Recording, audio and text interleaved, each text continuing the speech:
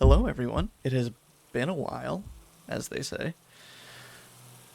Last time we were here, we were not really here. We were kind of here. Last time we were here, it's been months. Beginning of October? No, we did Halloween. Yeah, Okay. So, month and a half. month and a half. Sad times, but it be that way. I only have a few announcements before we jump right into it, so I'm super pumped to get right into it. First one, well, it's all the normal stuff, Patreon, DMs Guild. I'm going to be professionally GMing on Start Playing here in January. Those games will be going up soon, and, seats will be available, etc., etc. It'll start out doing some Call of Cthulhu stuff, but then I've got a D&D project rolling around in my brain that I'm very excited about, so I will be posting updates on that everywhere, especially on my Twitch page and my Discord, which you can get access to by being either a subscriber or a supporter on my Patreon. If you are already a subscriber and you are not part of the Discord, you can use the command !Discord in the chat, and you will get sent a link to the Discord, which you can join. As the new year comes upon us, we will be doing some different events. We like to sit and chat sometimes, and members of the Discord will also get, sort of first dibs on certain things and get discount links or free seats or free things, whatever it might be. So all sorts of cool perks. And then once I start test playing my adventures again, be my playtest groups. So it'll be lots of fun stuff. So Patreon supporters, Twitch subscribers. The only real other announcement is that Monday, for the day after tomorrow, it is not going to be a normal session. It is going to be a Christmas one-shot like we did last year. Except this time, we are going to be playing an adventure that I edited, or finished editing, literally just this past month, by good friend. I've never said his name out loud, so I'm going to just take a running leap at it. Shay Amar. Shay.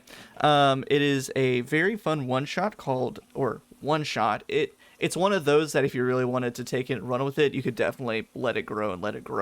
But it is an adventure on the DMs Guild called the Fae Express. Lots of fun, very Christmassy, and I think the group on Monday will very much enjoy it. So come on out and see that, and maybe pick up your own Christmas adventure for the holiday season. But besides that, if you have not been keeping up with this campaign, we did a pre-recorded session a couple weeks back. It premiered last week, and now we're live today. You can find last week's session on YouTube, with all of its fun little edits. And then future sessions, we're still going to have to take a little bit of time to discuss, probably after this session, to figure out what the plan is going to be for the new year, 2022. Gross. Yuck. So for now, we're going to be playing tonight, and then taking a break off for the holidays, and then keep an eye out on my Twitch panels, which I have recently renovated, so they're nice and pretty. Keep an eye out for those for any updates about what we're going to be doing. But besides that, nothing crazy new and exciting happening. I think that's it. So, I'm going to pass it over to you guys if any of you would like to do the recap this time.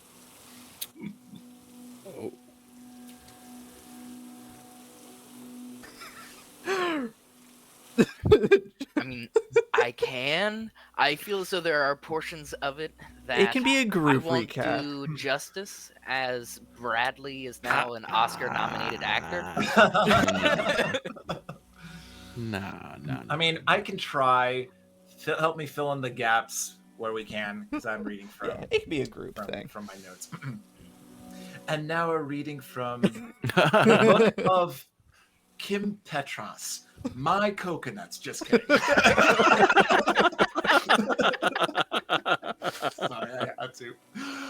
All right, so last time we were hanging out in the chapel, in the what's it called? The profane chapel. That's right. We were hanging out there, and we were going to make our way back to the Ordist's lab when we noticed that there were a bunch of lights following us and people screaming, and we were like, "Oh crap! People want to kill us!" So we make our way to the lighthouse in Driftchapel, where we try various means of. But first, before we got there, we got ambushed, and then our dearest Sludig used some mighty, convincing, and intimidating tactics to scare off the Ordists, scare off the cultists. Goodness gracious, who were trying to get in our way. And then we tried to get inside the lighthouse by picking the lock. I myself scurry up the side of the lighthouse like the nimble spideress I am, and shimmy down from the top while everyone else succeeds with a lock picking. And we eventually sandwich our way to the first floor, where we meet a wonderfully eccentric lighthouse keeper by the name of, please correct me if I'm wrong, Matthias, yes? Matthias, thank you. Matthias. Whom is... He seems to be safe company for now, albeit he's a little eccentric, what with his swearing at the ocean and all that, which was quite a cathartic experience. And he keeps us company here for a while, and...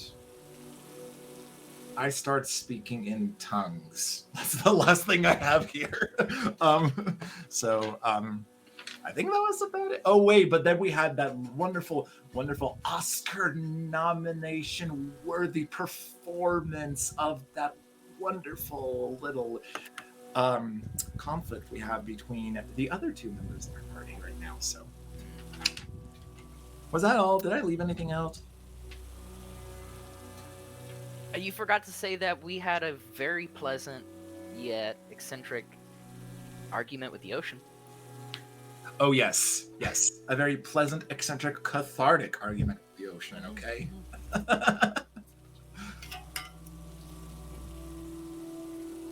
Yeah.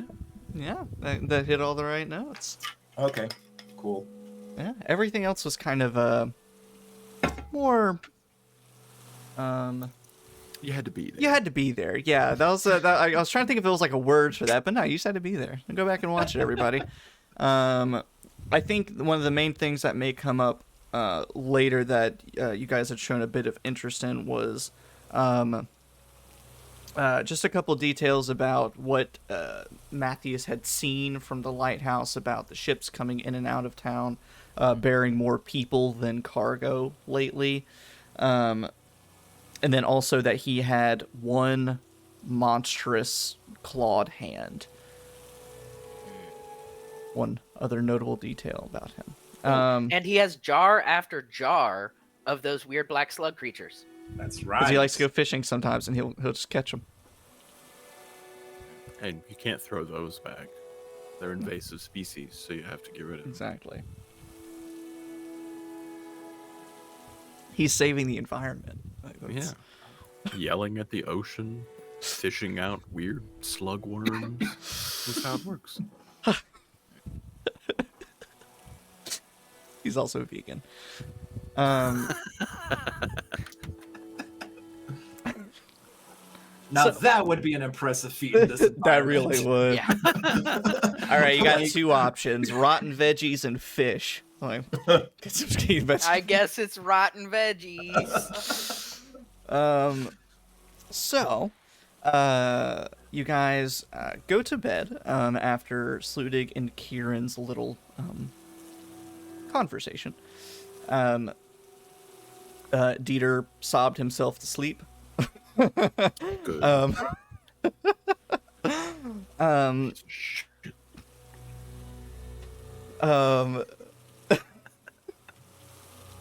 That was another thing that we learned was that even Dieter isn't, the fun, talkative, drinking buddy that everyone thought he was.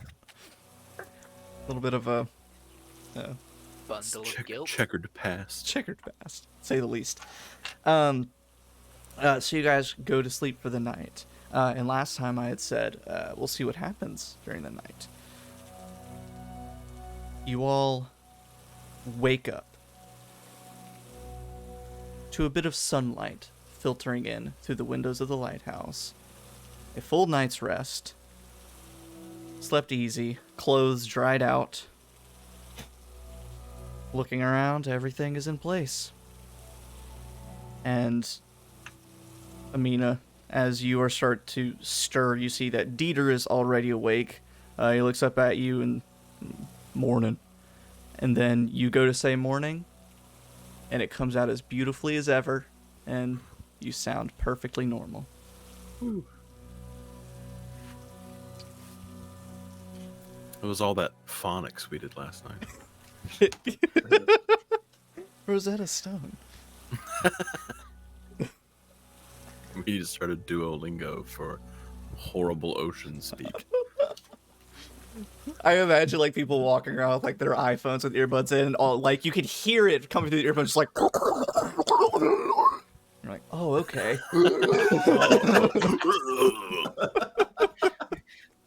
Strange slurping noise? I can do that.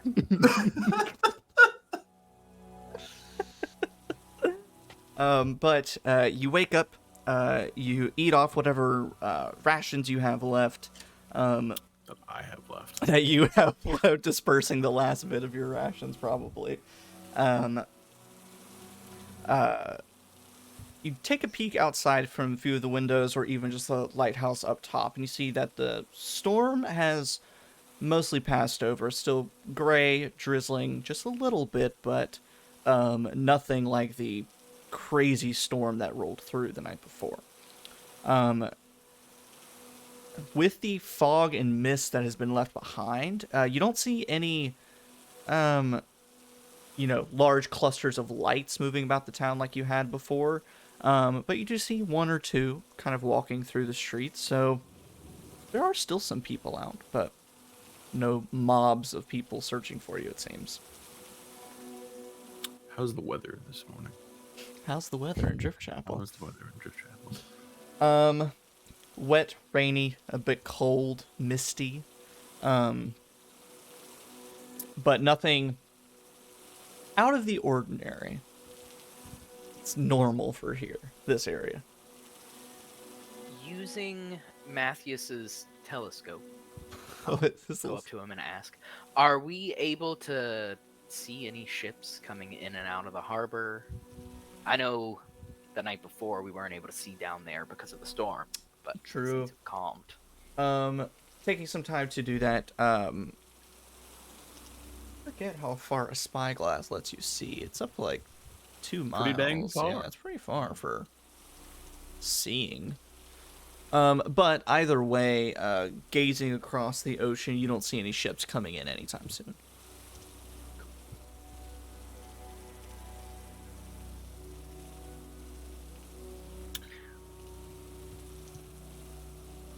So I guess it gets down to it. Do we think we have the time to hole up in here and recover from our wounds?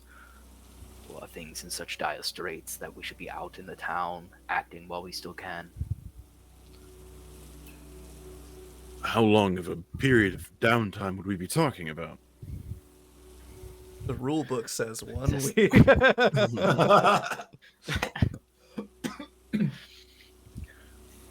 Simply being honest with myself, I think I've met with enough danger that if I were to fully recover, it would take at least a week.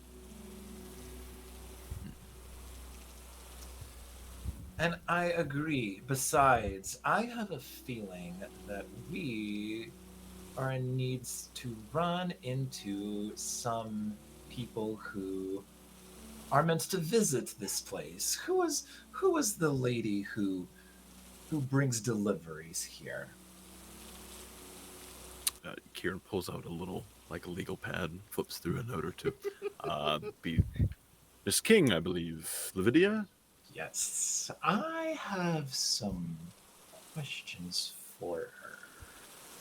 If she's And- continuing to do these deliveries in the town in this state of all things, she has more than a few tricks up her sleeve to stay sane. Which we Matthias, correct me if I'm wrong, but we established that her delivery most recently was late or hasn't shown up yet. Correct? Correct. Which means she may have run out of tricks. We may need to go investigate that post haste. Could very well be. Are you feeling up to any kind of excursion like that, or do you need to stay here? Let's see here. I feel as though if that is the one thing we set out to do, I should be fine to make it through that, but afterwards, I would definitely need the rest. Famous last words. Dies immediately.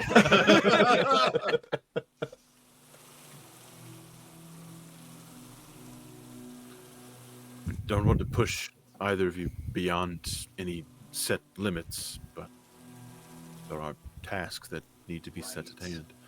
And if worse comes to worse, we still have a few healing potions and a few methods of healing that I have grasped a little bit on our way that I shouldn't say eager to try out, but have in my pocket just in case. Not sure how I feel about that. Right. So, someone more familiar with the town space referred to me as to where this king dwells. Let me mark it on your map. Please. She is at the taxidermy shop. Basically at the opposite corner of town. Oh, sweet. God, that is the exact opposite corner of town. That really is. Well, gather I up feel your as- things and whatever you may need.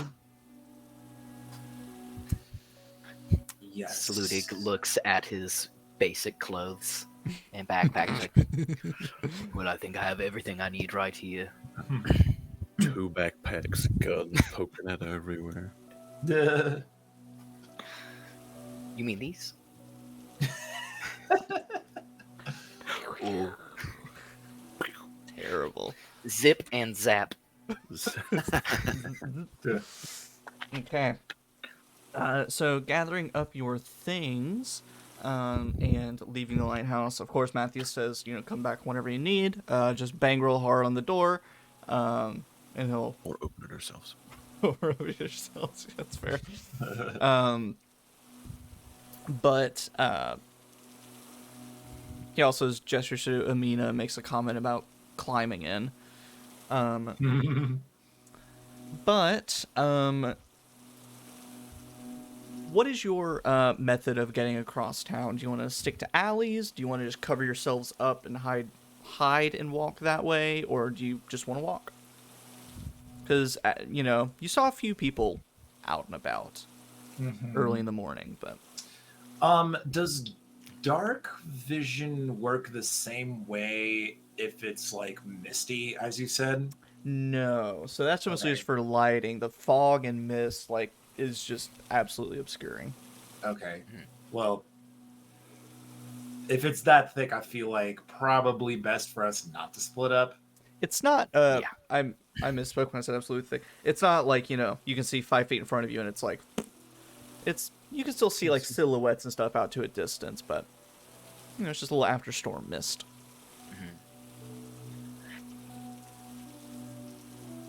I was gonna say walk normally, but then I realized that at least Sludig's cloak is probably On fire. ornate in comparison to things that these people would have.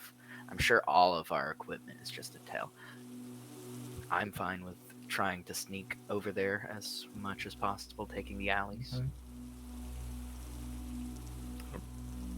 I mean, Okay. that's what the group decides. I don't think anyone else in this town knows me. But best not to split up. So Okay, so then if I can get the three of you to make a stealth check.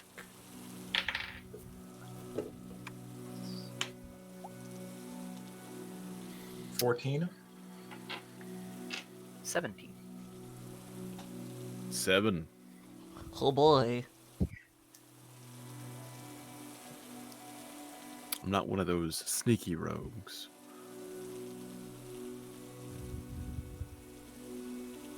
So, I think it was session, 15, you guys had made checks for something, and I wrote them down, and, it's funny because the way I abbreviated everything, I don't know if I'll be able to show it on stream. Explicit imagery. Not That's why you can't show it on screen. Or Not- copyrighted. Not quite. Basically, I abbreviated with like the first letter of each name, and basically with all of the way that the letters, it's not gonna work. Letters worked out. It looks like it just says kiss ass. Nice. Because it was like K15, S21, and then A22. So I remember I flipped my notes and I was like, why did I write kiss ass as my first note? What the fuck? Oh, Jesus. So making your way across town, I'll kind of do a little bit of doodling on the map here in Albert Rodeo just to kind of track a little bit. Slinking through alleys, doing what you do. You're kind of met with a choice. You can either cross the land bridge back over to the chapel, or you can walk across sort of the man-made docks and bridges just over the water, where there's all those little like buildings built on top of the water on stilts. If you guys will also make a perception check for me.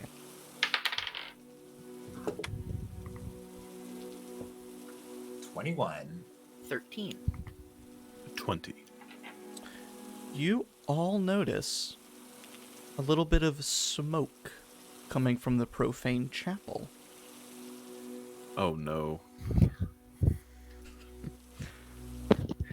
It seems as though some of those traps may have already gone off. Now I'm just afraid it was people and not fish people. A worthy fear. Should we hope for the best, or are we going to add this onto our list of things to do? You two need to get back to resting. I don't think we need to go poking a hornet's nest anytime soon. Precisely. I was hoping you would say that.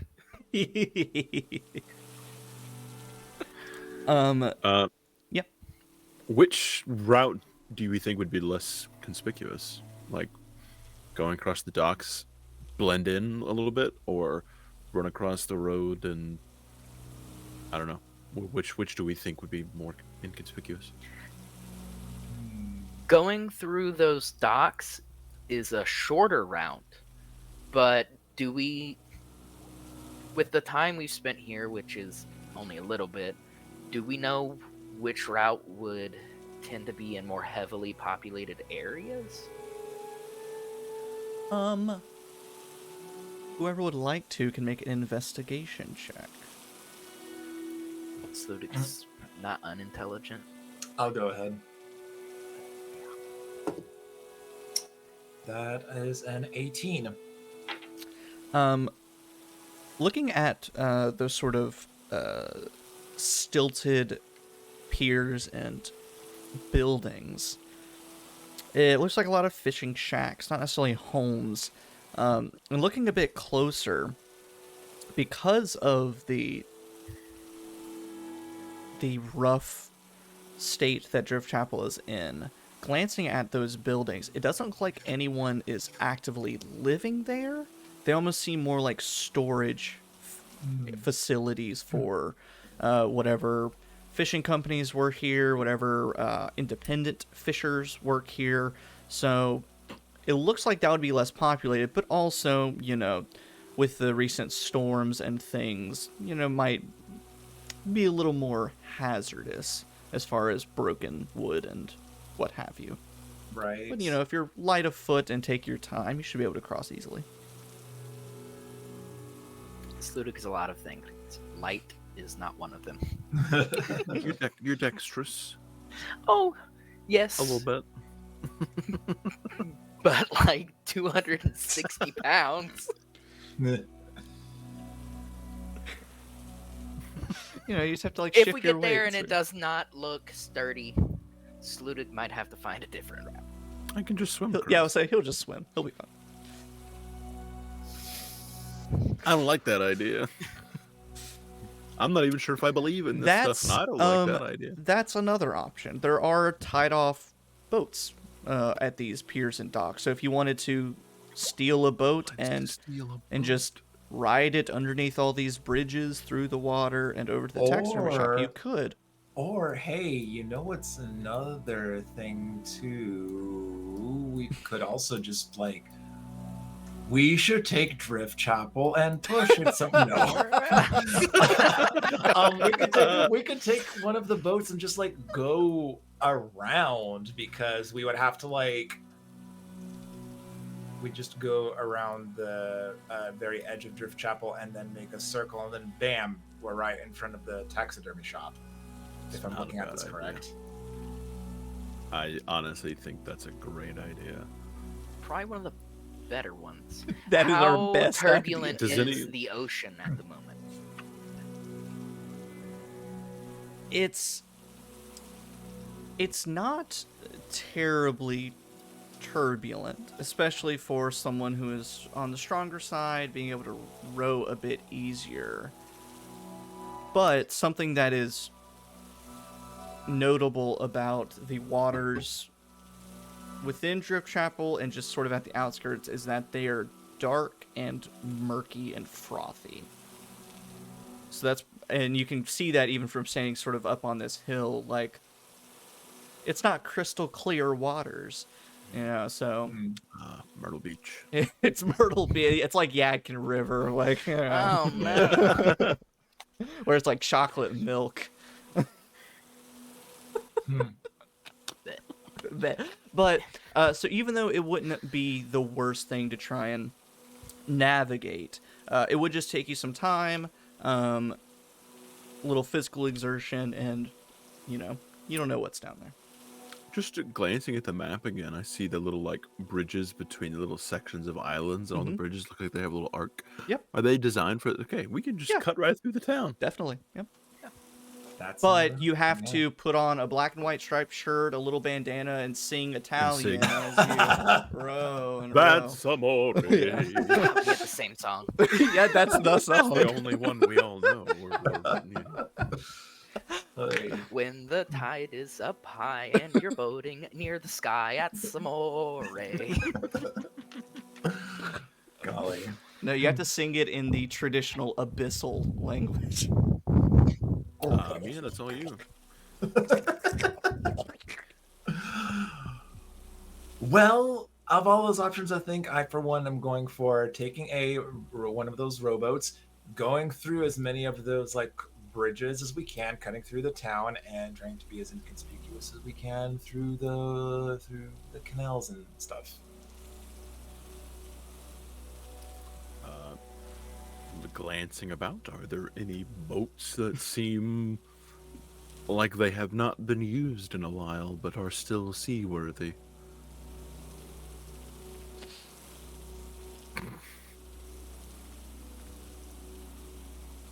So you find basically what amounts to just a tiny little sailboat that could, carry 4 people. Anything bigger, of course, wouldn't be able to fit under the bridges, but easily enough. Kieran, I'm gonna put you on the spot since you asked. Make an investigation check. Okay, that's fun. That's a 15.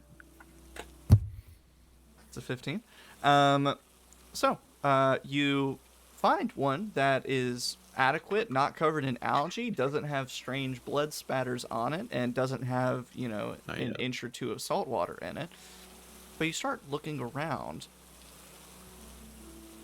None of these have oars with them. You start to think that they've been taken and stored away in some of these little shacks.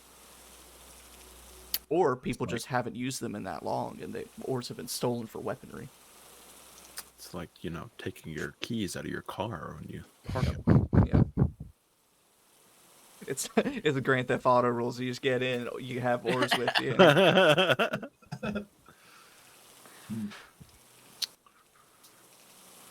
Well, Sludig there are will no lay on his oars. stomach, and Butterfly all the way David there. Hasselhoff is there. Get in my pets. Pew, pew.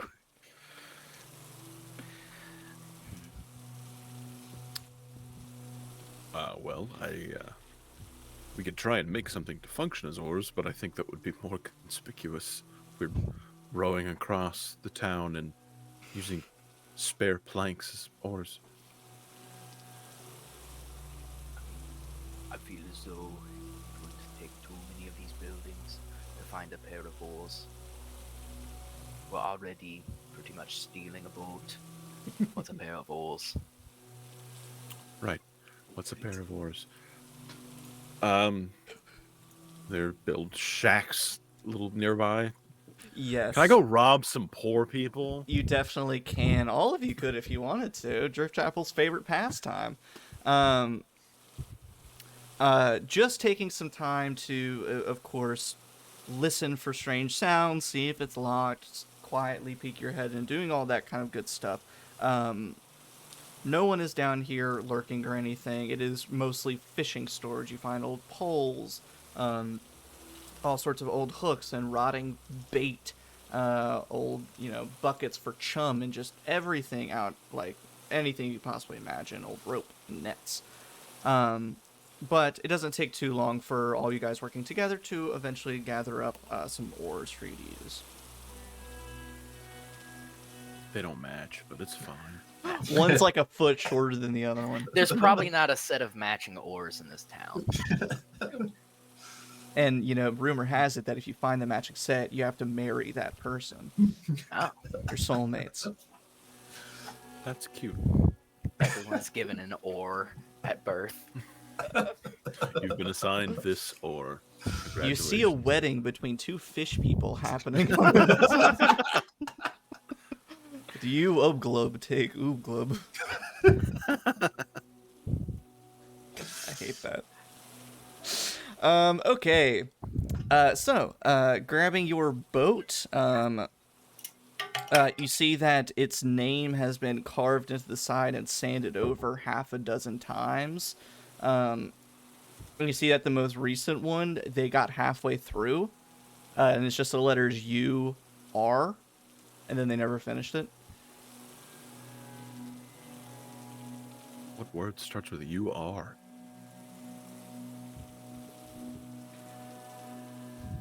Uruguay. I don't think that's right. Urban. Urban. I like it. A weird name for a boat, but Hop aboard the...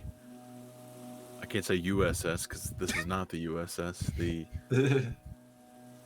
I don't fucking know. Get on the boat. Just get on the fucking boat.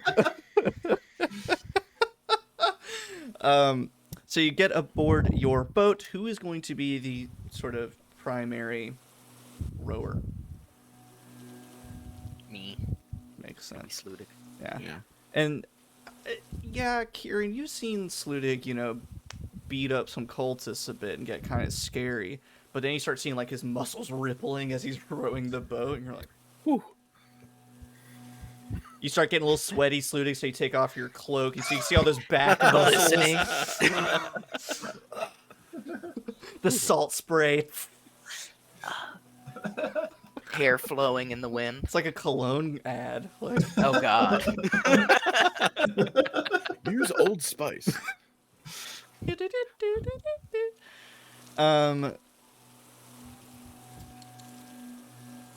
here's what we will do. I'm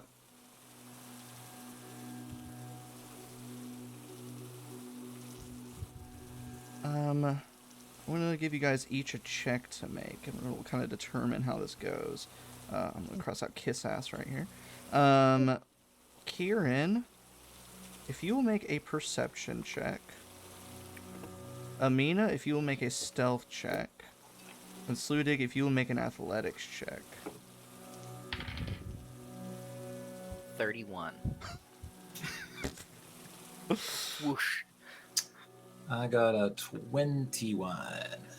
Got a 22. Oh, yeah, guys.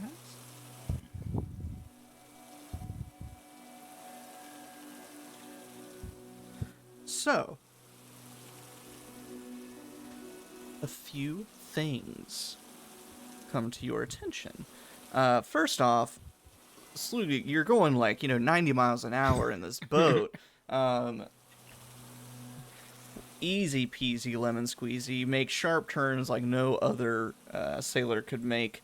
And just gracefully going underneath all these bridges. No concern about smashing into any of the columns or anything in between.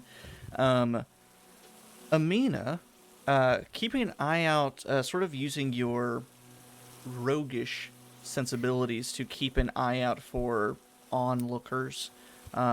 Keep an eye out at sort of the edges of the town, any of the windows, watching for any lights, and being able to guide Sludig and say, start heading this way to, try not to arouse suspicion, turn this way, slow down a little bit, okay, now take this little turn. While Kieran, keeping an eye out on the water below. And looking at, because this is the first time any of you have really been out to this edge of town, the waters of town. So you were out here a little bit with your fight club, but not on the water. One of the things you notice is that along the sort of walls of the town, the escarpments that drop down into the water at the edge of town, you notice that some, they're kind of pockmarked from water hitting them, but then you also see some of them have little channels and caves that have worn into them. Quite a few of them. And then you start recalling the tunnel running underneath the chapel. And you start thinking, okay, so these kind of go all underneath the town. So it's not just the main waterways that run through the middle of town, but also there's some that are running underneath the town, too. And even though you don't see anything lurking in the water, no fishy hand ready to reach up and pull you down, you keep thinking you see a little bit of something in those little caves. Either the gleam of a light or a little bit of movement in the shadows. But eventually, coursing your way through the town, do you want to go all the way around to the far side where the taxidermy shop is, or do you want to kind of stop short somewhere else, park your boat, and then walk over? Sludig's idea is this boat is a very good potential quick getaway. So if we can have that sort of towards the taxidermy shop, if we need to move Lavidia, we can hopefully move her quicker than having to drag her through town. Agreed. Okay. So once you make it to the opposite side of town, you find a lot of similar sights. First off, Sludig, you see that I don't have it handy, so I'm not gonna go fetching for it. The boat where you had your fight club. I forget its name. Oh, I'm salty because I wrote it down in 4 different places. I remember it was the Salty is the name. Trawler's Bay Brawlers or something to that effect. I don't remember what the boat's name was, but you still see it docked there, stationary. No people coming and going from it. Seems all quiet. And then coursing around to the far side, to where the taxidermy shop sits, you see more stilted piers and buildings, except these almost, rather than a fishing shacks, they seem to be sort of an extension of the town. A few extra homes that have been built, probably for fishers who don't want to commute very far to work. But these seem more home-like or business-like than shack or storage-like. But with all of those amazing checks, you find a suitable spot out of sight, but close enough to be able to make a quick getaway. Tie off your boat, shake off a little bit of the water that's collected on you, and you make your way up to street level. Almost immediately, you see the taxidermy shop. It is one of the few still lit and open buildings around here. It's just like all the other buildings. It's this little row house that's squat and shoved in between a few other buildings. What seem to have been two old bars that have long since closed down. All of the windows of the taxidermy shop are dark, but you can see some light on the other side. And you're like, why are they so dark? It's soot. It is just dirty and grimy and soot covered. You see that over sort of over the door in that sort of A-frame little entryway, you see the sign for the taxidermy. First, there is a stuffed owl that has been sort of affixed to the sign, which reads, "Taxidermy, fast and cheap." And of course, the owl is wet and dripping with water. I can't decide. Is that better than slow and expensive? I feel like fast does not condone good. Whatever. Here's another question: like, who would need taxidermy quickly? That's the What scenario would you want? Who is her customer base? Speedily? Their birthday is tomorrow. I need this done ASAP. I just found this rat. It looked super cool. No, but one thinks speediness is not very good for craftsmanship. But Sludoka will go up and knock on the door. Oh, man, burpee. You go knock on the door, and from the other side of the door, you can hear a voice. A few moments pass, but then a voice gradually gets louder. A feminine voice. You only catch the tail end of whatever she's saying as she's approaching the door. It says, the last thing you hear is, "Oh, you're early today." And then the door opens, and behind it, I need to put up some artwork and send you guys some artwork. You see the esteemed person you've only met by or heard of by name, Lavidia King. She wears this dirty smock blue dress, middle-aged woman with graying hair up in like a messy bun.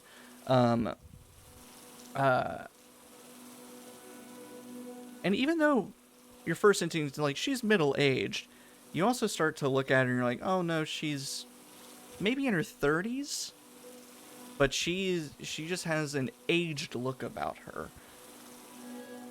Like, she's gone through some shit. She's seen some shit.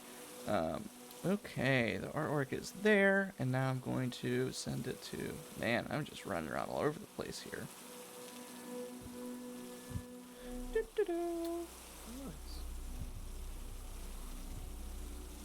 Oh yeah, I guess you could just look at it on the stream, but I'll send it double.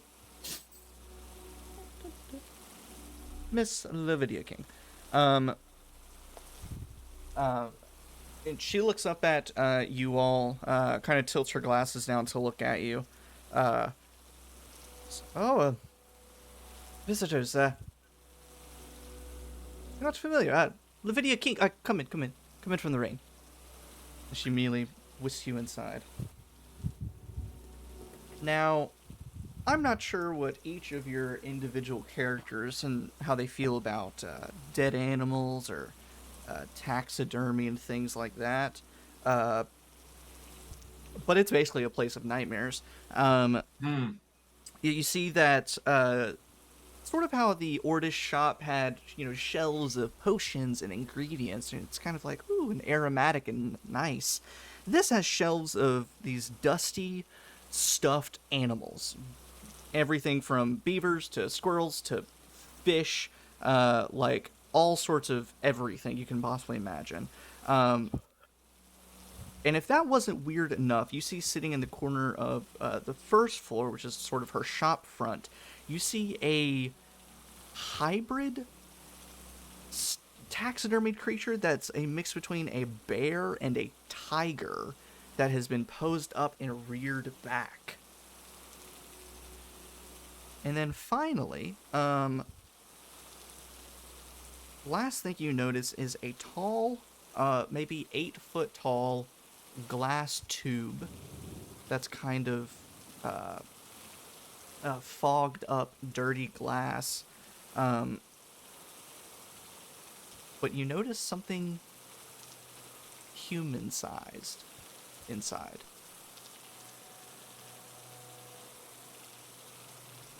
Your work is interesting, Miss King. I am Sludig. It is a pleasure to meet you. You as well. Are you here for a commission? A little less of a commission. We had heard from a friend of ours that your usual shipment of supplies has been running late, and to be honest, with the state of the town, we were a little worried about your wellness.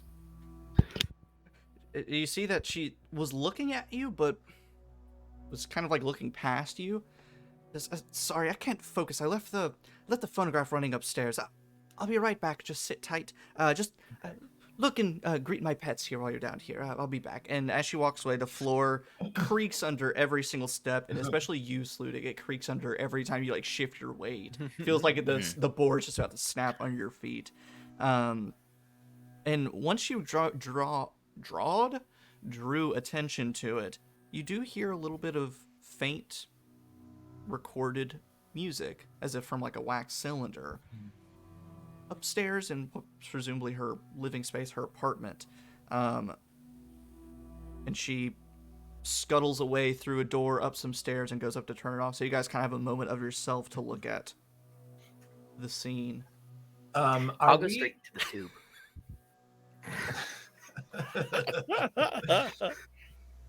Sorry.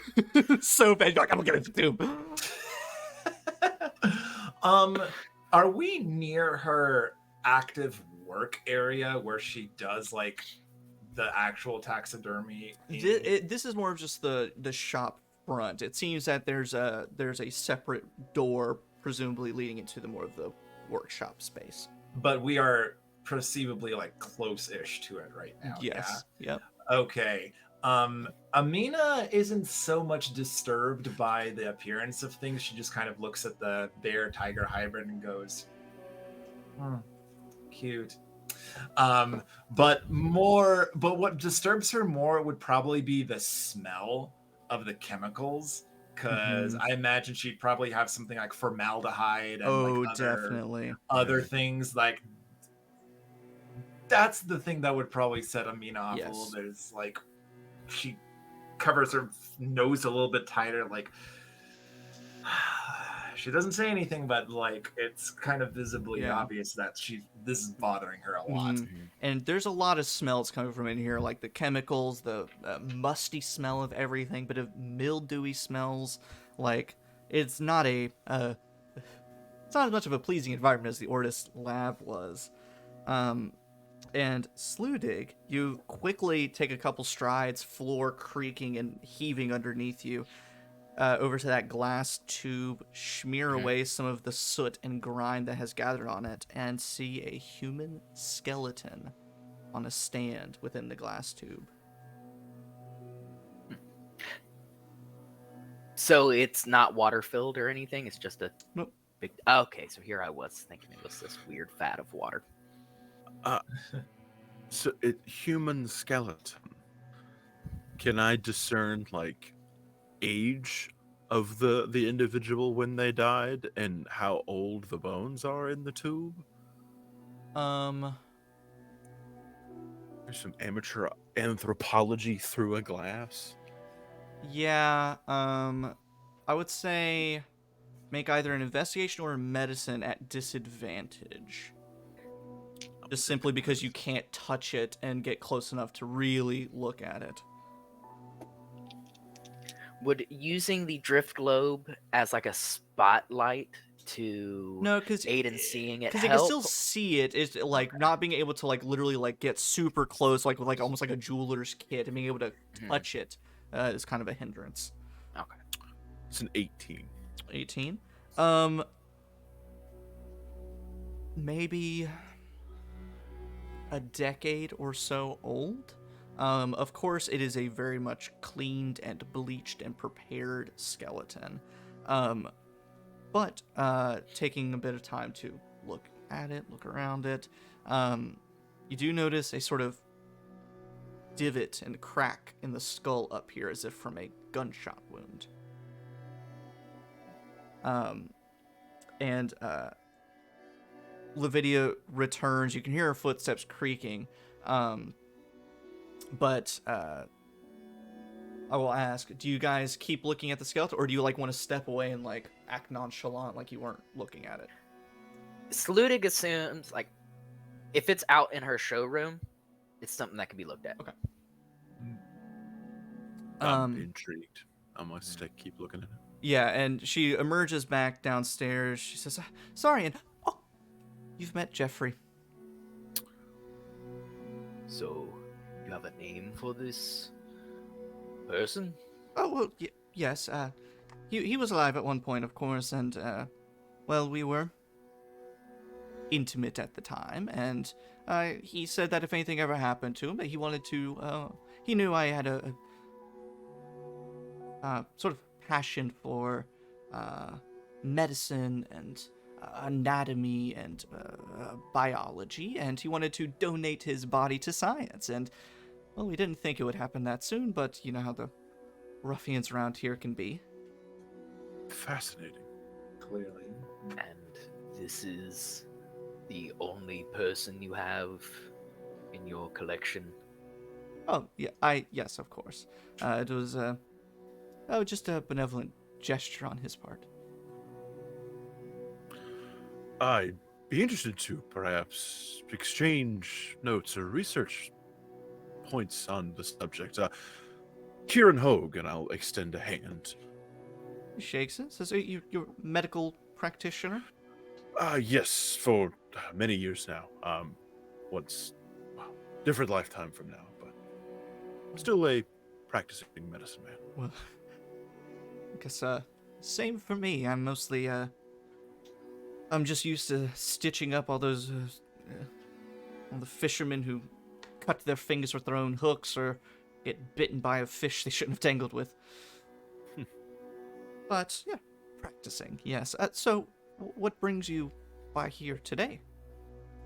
And she kind of looks at Sludig and Aminah, probably mostly Sludig, who, even though you've tended to your wounds over the course of the past, week or so you've been traveling, of course, you probably still have some scarring and some scabbing, maybe a bloody bandage that's been left on, or blood stains on your clothes. She says, do you need help? Any assistance? Are you okay? The injuries I have on myself at the moment, they are nothing life-threatening. The main reason I am here was more of a wellness check on your part. A friend of ours, newly met, they said that you were late on a rather routine shipment. Yes, I've been so busy recently it slipped my mind. The shipment's smaller than usual. Would you be willing to take it over to him? I have some work to do around here. I haven't been able to load up the little bit of cargo that there is and take it over to him. I feel as though that is something we should be able to do, but forgive me for prying. You seem to be expecting someone else. Oh, just a regular patient, we'll say. Patience. What Do issue may ail them. Does Sludig sense as though she's trying to cover something up in saying that? Like, is there hesitation in her voice as she Yes. gets to regular patient? Yes. She says, well, a bit of, a little bit of everything, but I'm thinking a bit of hypertension. Interesting. Yes. But, you know, a little bit of, bloodletting relieves that a bit, so, just a little bit of regular treatment. Is that like? Is that considered modern science? Like, is that as far as any of us have gotten as bloodletting? Can't have high still a blood thing? pressure if you don't have If you enough don't have blood to fill it all.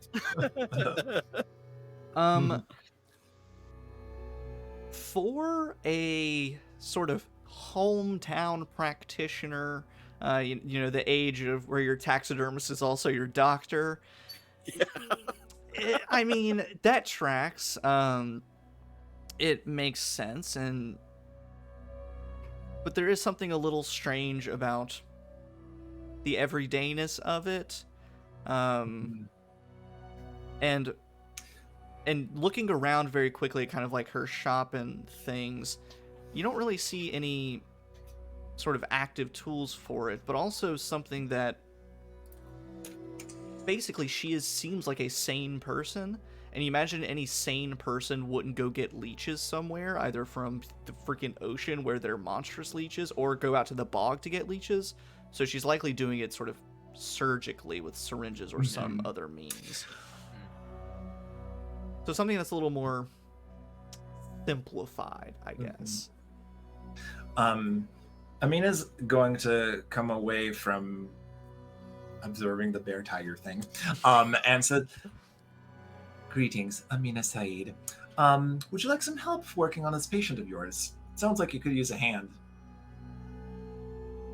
And I have come across a few tricks in my travels. I am no doctor, but I have come from a long line of magical study, and perhaps a little bit of healing magics might do this patient of yours some good."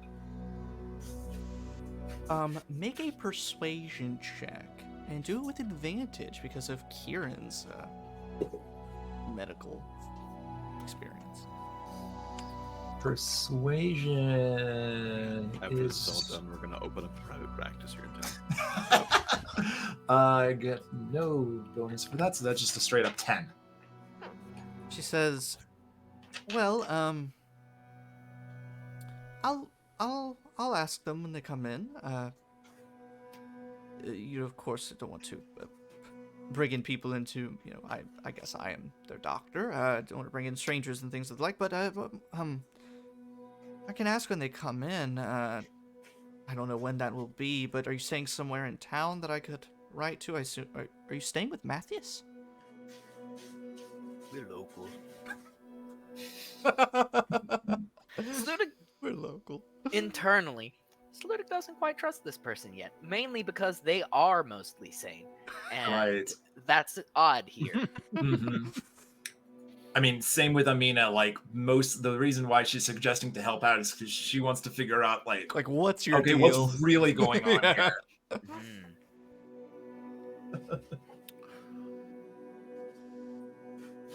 I've got a interesting question for the dungeon master. Sure. I would like to use my Know Your Enemy ability. Starting at 7th level, you spend at least 1 minute observing or interacting with another creature outside of combat. You can learn certain information about its capabilities compared to your own. The actual ability has a bunch of stuff like its ability scores, Hit points, and class levels, and things like that.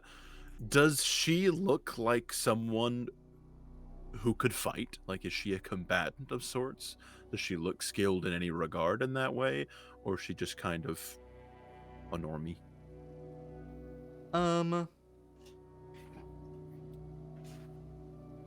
For the most part, she seems like a normie. And, it may have been referenced at another time, but I'll go ahead and say it now. It seems that most of the animals and creatures that she gets she buys them off of people, or they gift them to, or offer some kind of trade for, stitching a wound or something. So she's not out there hunting bears and tigers herself.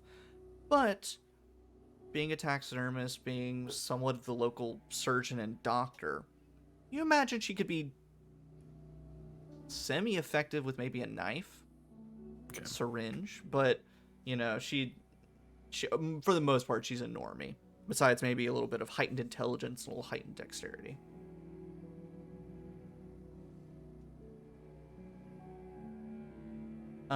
But she does say that she will ask her patient if essentially if they want a second opinion. But since they drop by sort of randomly, and that's why she's kind of like just sitting around waiting, why she hasn't left as much. So she says if you wanted to, come back in the evening or something and check up with whatever the answer is, you could.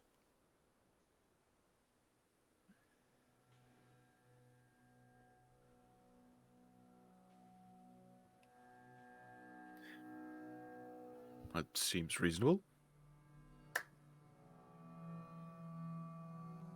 So do you want a stuffed rat or a bird or anything? I have no need for such things, and I do apologize for prying into your personal affairs. You just are significantly more put together than most of the people left in this town. That's it's quite the compliment I never thought I'd get. If that is a compliment. It is a compliment. But speaking of the other people of this town, surely as the doctor, you've noticed people being injured more often, people disappearing. Have you noticed anything that might keep travelers like ourselves safe in these parts?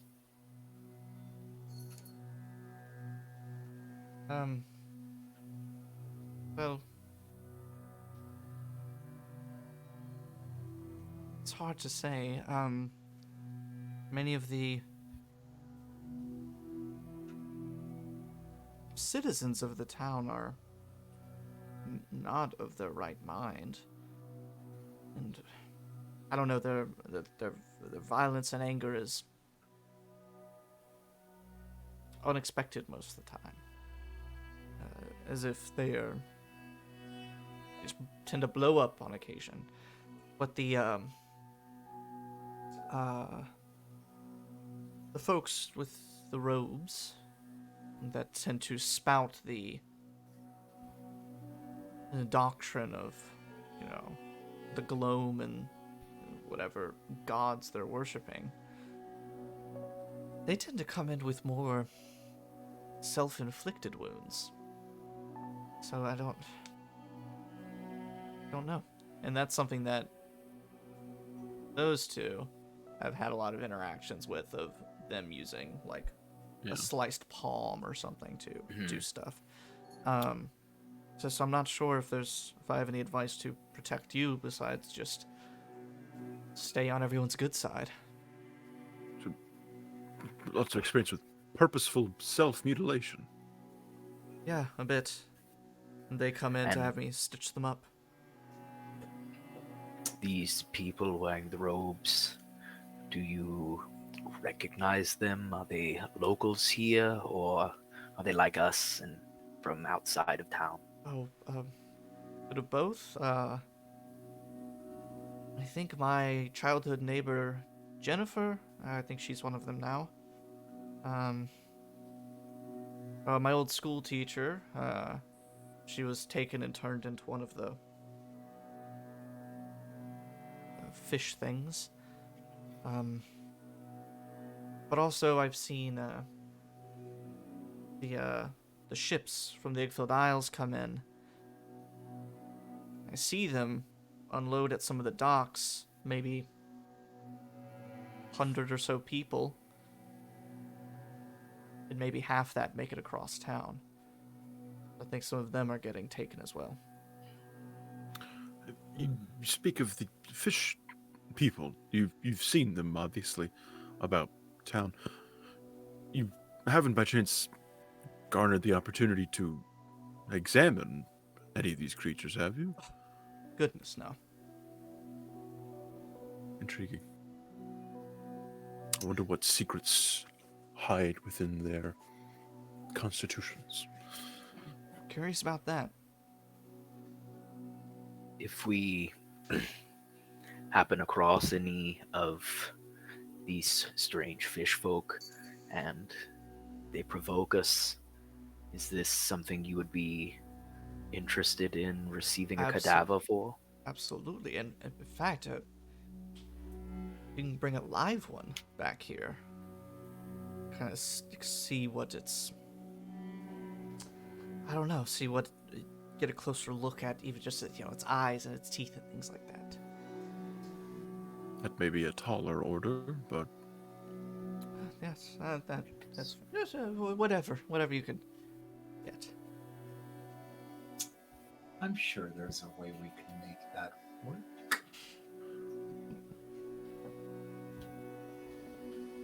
well, unless any of my other companions have any closing remarks, so long as you feel comfortable and safe here, Aminah, you were...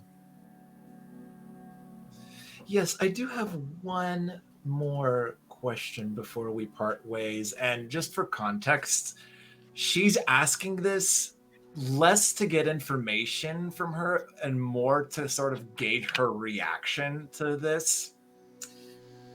She pulls out one of the jars with the Gloam creatures in it. And Aminah simply asks, "You seem to have worked on a lot of creatures of varying types here.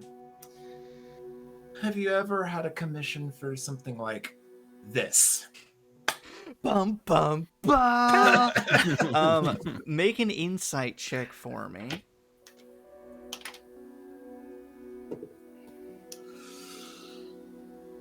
Ooh, that's gonna be 5. She says, "No, I don't think. I feel as though I've seen some of the people around here carrying those with them in little vials. I've never had one in my possession." I would. Just curious how a woman of your gestures to the room skill would handle a task like that, and then puts it away. So I could give it a try if you'd like. Just to keep it away from any open wounds. True.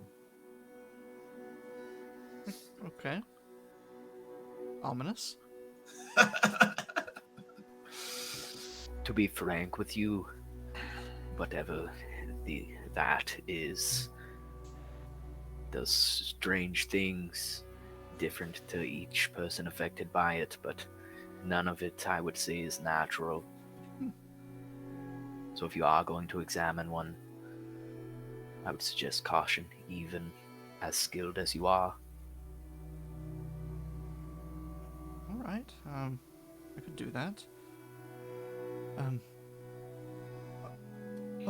Are you planning on going back to see Matthias today? In all likelihood, yes. Well, I have maybe 2 boxes of food and things for him. He would be willing. Food and stuff. And if you would like, I can look at your slug thing. Maybe stuff it with something. No cost for doing me this favor. Very well. And Aminah hands her one of the Gloam creatures. And she takes a moment to look at it, but then she sets it down on the counter, opens up the door to presumably what you thought was her workshop, and starts looking around. You can see more shelves of weird animals in there. She starts turning on the different lights and things. If I can get the three of you to make a perception check. 14 on the die plus 7 is 21. I have 20. I have an 11.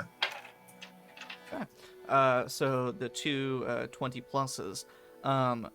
You notice that at the sort of back side of her little workshop area, as she opens the door and moves off to the side to find the boxes, you see a cellar door. Which you're like, oh, okay, so she has another... Then you start thinking, like, a basement?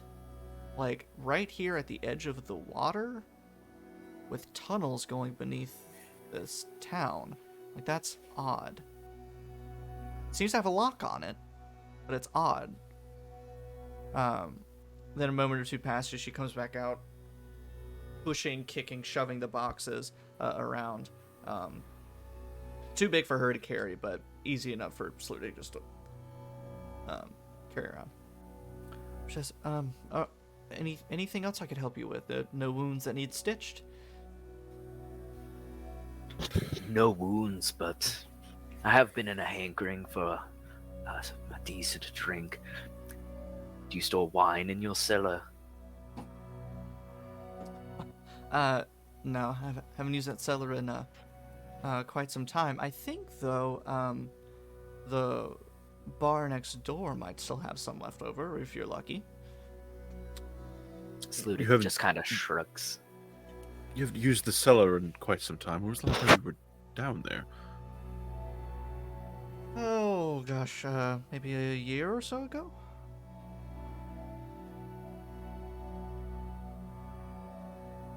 Pardon me if this is too blunt. There may... Would you permit us to inspect the space? There may be a danger present in such a subterranean space left unoccupied for so long. We may be able to get you that cadaver sooner than expected. Because I don't have the key to the lock anymore. No, it shouldn't be an issue.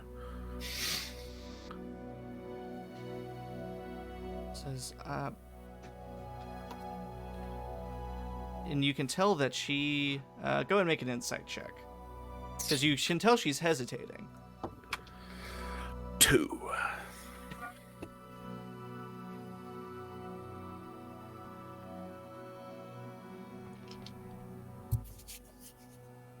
She says, when you come back this evening, and I've had time to ask my patient, I don't know how long you'll be down there, and I don't, me too. I don't know how long you'll be down there. So come back this evening and we'll figure. I'll see if I can find the key as well. And Matthews needs those cargo, and we don't want anything happening to you down there if there is dangers. Of course. To be honest, I think you are one of the more valuable assets left in this town in terms of people. I would not feel right leaving without checking that at any moment you could be swept away. Because surely these creatures that have been going around town, there is one encased in heavy armor, it seems.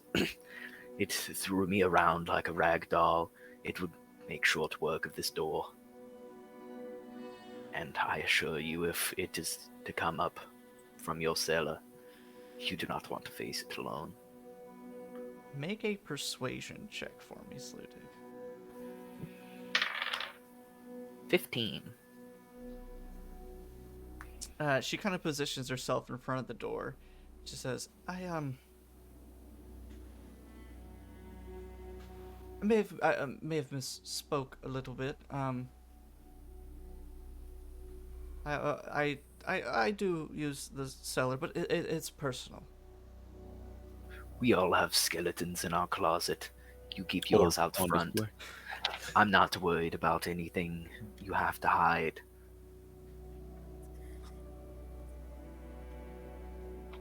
I'm asking out of courtesy. If the space is used presently, she would be aware of any ne'er-do-wells lurking about. I suggest we leave her to her privacies.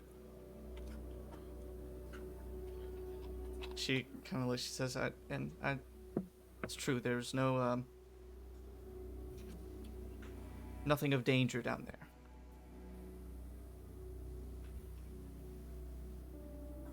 Can I make a check to see if she's lying? Yes, Ludig as well. I Yep. do not trust this lady. Go for it, both of you.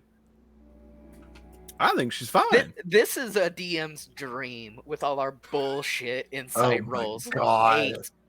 I got a 2.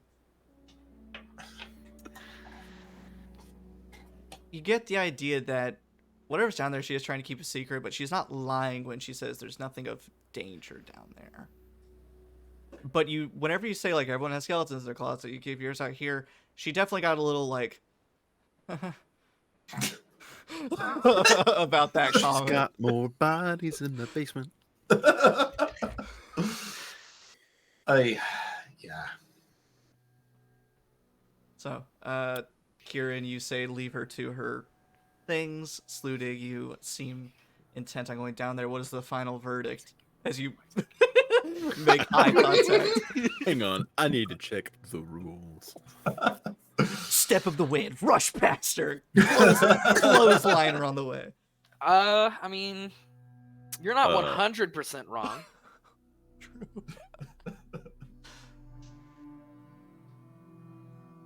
Non-lethal takedown. Okay. No. No, not even that. Lethal takedown. No, not that. I'm gonna save that item for a more useful event. I don't know what that means. I was just trying to make my own time. Oh, I thought that's what you were talking about. Oh, no. It's just her Beanie Baby collection. It was all God, she's rich. It's walls and walls of Funko Pops. Oh no. Oh my God. The Beanie Babies of our time. Yeah. Is there anything else you want to ask her or do before heading back out? I will collect a box. I will just incline to her. Well, thank you for your time, and if you have any other questions or concerns for us, it's likely you'll be able to find us at the lighthouse. And goodbye to you, Jeremy? Jeffrey. Jeffrey. Goodbye, Jeffrey. The skeleton written. No, I'm just kidding.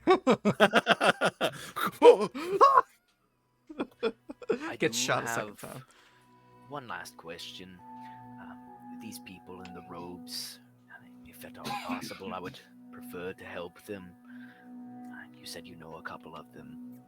Can you give us any sort of directions as to where they live? She's kind of just about Anyone everywhere. in specific? No, most Your of them. teacher, let's say. The fish lady? No. Probably the ocean. Yes, most of them keep to the water. Most of the folks tend to try to keep their identities secret, but when they're your neighbors, you kind of remember them.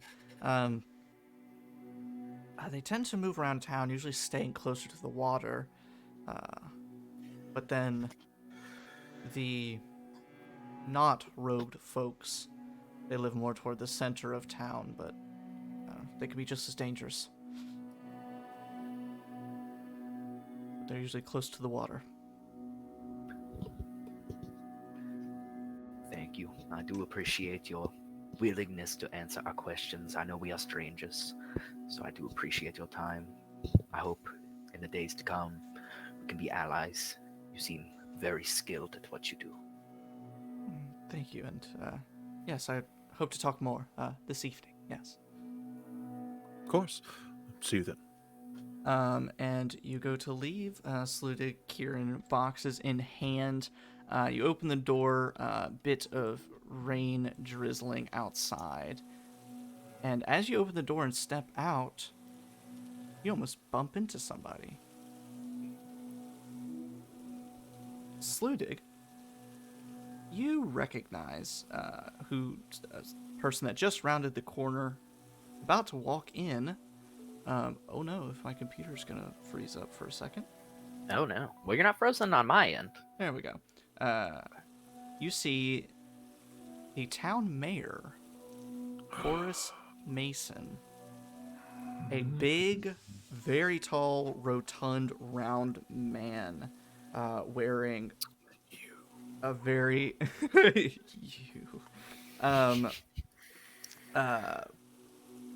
sort of fine clothing with a bit frayed at the edges. Gold jewelry, nice jacket and clothes, walking with a fine jeweled cane. Big bulbous eyes and balding head.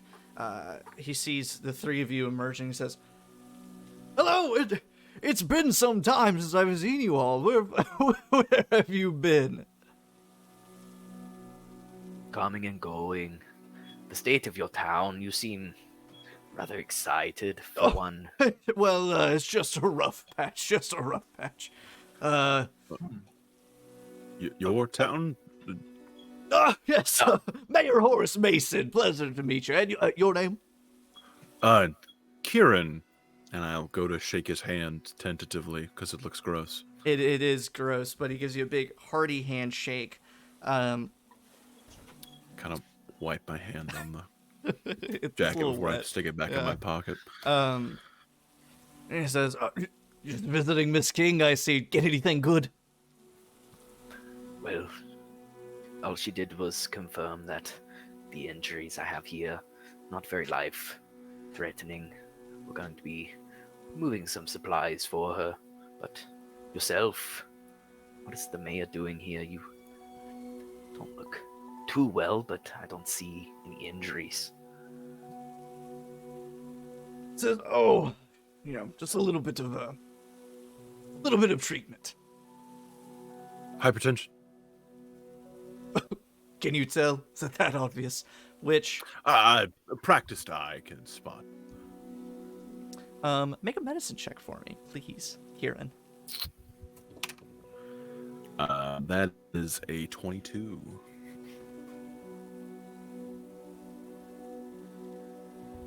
This man is very sallow looking. He looks ill, but it doesn't look like hypertension. So Any sense of what is actually ailing him? I'm assuming not, but no, not at least on a sort of cursory glance. Well, we've spent enough time around here, and it's been so long since we've spoken to you. Would it upset you if we stayed for a little bit while longer as you were treated? Maybe had a couple questions answered. We would, of course, or I would, of course, answer questions you might have to the best of my ability. Well, getting a medical treatment is a bit of a vulnerable thing, but I will say, having a bit of blood drawn and following it up with a pint of beer, I know the doctor doesn't recommend it, but it's a bit fun. He takes a couple steps and bangs on the door to one of these closed down pubs.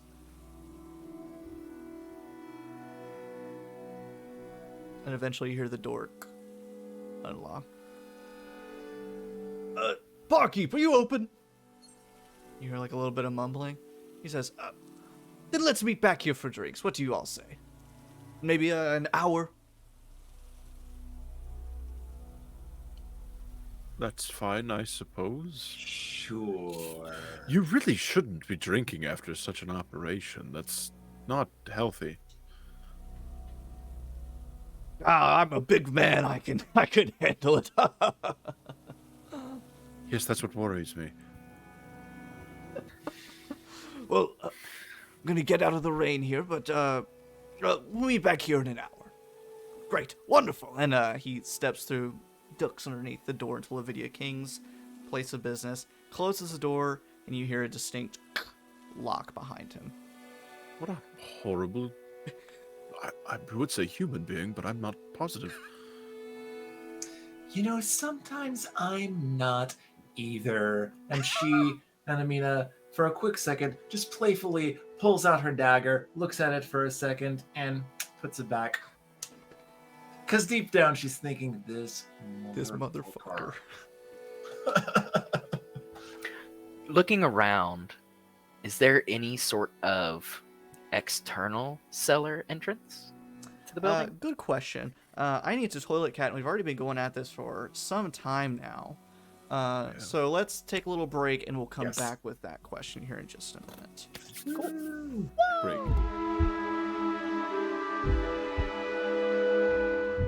Hi, we're back. And I'm gonna see what happens if it's really bad. I'm back. I'm dead. It looks fine. Okay, I say we just stick with it. Anyway, we're back. So, Drew, you were asking about exterior entrances. From what you can tell, well, for one, it's squished in between two other buildings, so there's none on the sides. And trying to go around to the back side of the building, be a little bit of maze navigation, but you imagine that because How tall of are these buildings? Oh, sorry. Oh, I was just say, like, the alleys in between these buildings, like, along its backside are fairly inaccessible, so even if there is an exterior entrance, it probably isn't easy to get to. That makes my question even more important. How tall are these buildings? Ranging between 30 to 50 feet. That is taller than I expected. Because each one is about 2 stories, and then plus, like, the rooftop and everything. I could probably scale this building relatively quickly Why? to get a back look at the alley to see if there's any sort of way into that cellar other than inside of a house. But she said she uses the cellar regularly. Certainly, which makes me think that if she's hiding something down there, which she obviously is, because she lied about having the key, that it is important to be down there whether or not we have her permission.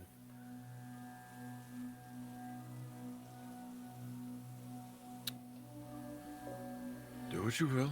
I can't stop you.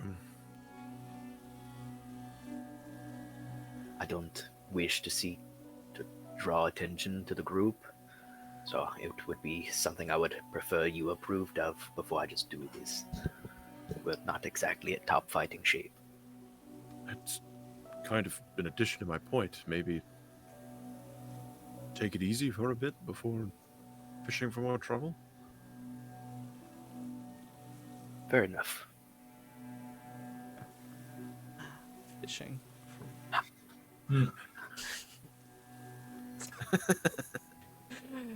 A group of fish folk off to the side start laughing, like, ah! Oh God! Haha!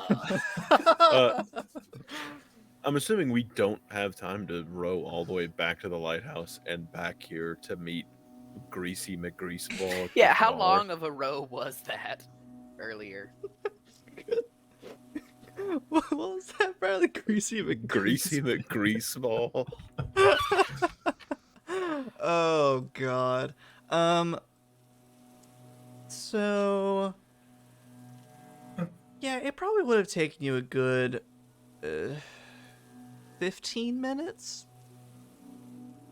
So We you got can, time. You can get there and back. I'd suggest we take these things to Matthias. Yes. Let him eat an actual meal. I agree. Plus, if we have to stay out here for an hour, I feel as though they'll become rather waterlogged. True. Okay.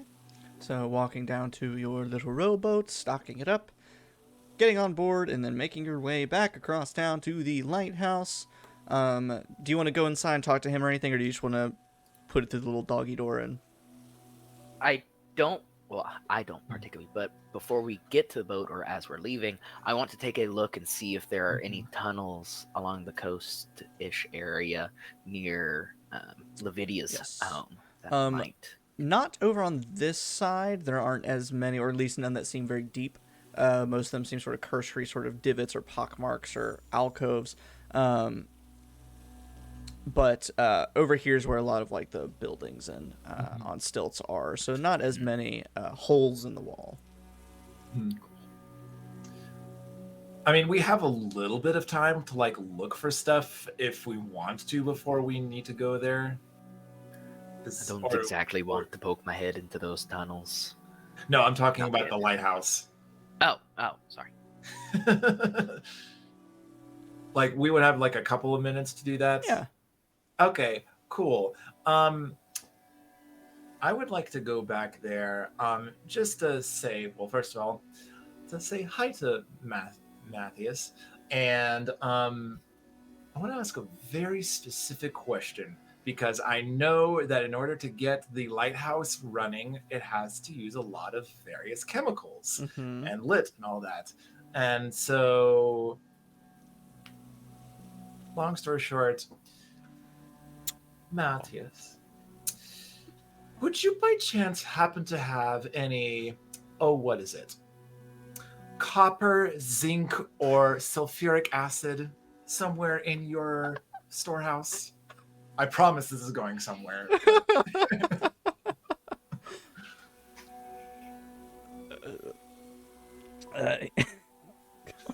So specific.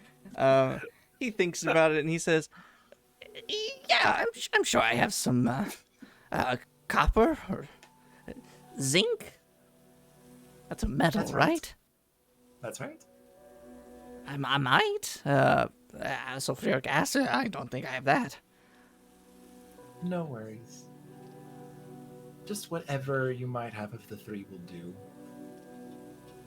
He'll send you up to the floor where a lot of the lighthouse equipment and storage is, and you could find some fairly simple like copper piping, and it would probably take some time to figure out what things are zinc and what's not, but it's pretty clear the copper stuff that he has. That's fine. I'm just gonna grab a small, small copper like pipe, nothing too large, something that could very easily fit into, say, a jar, and save it for later.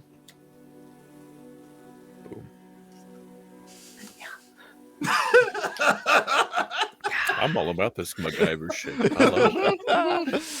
Sludig is confused some as he probably has no idea what is going on. These are all just random things, but I did some intensive Googling for something that I specifically want to Careful. craft. And now you're on a list.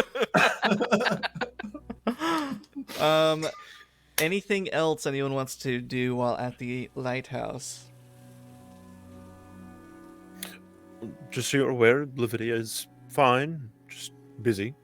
Oh, okay. I'm unable to make the delivery as scheduled.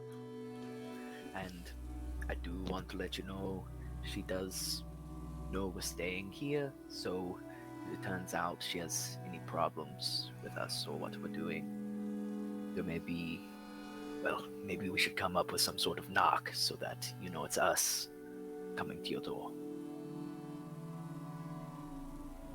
So he considers for a second.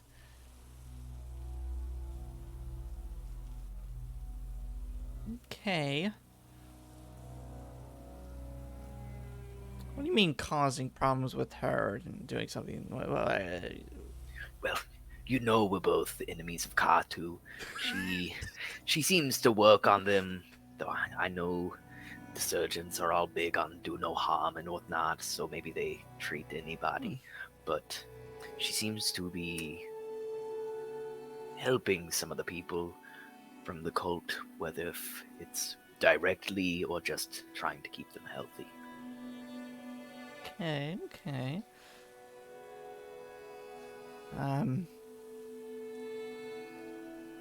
Yeah, come knock, maybe, what's a good one?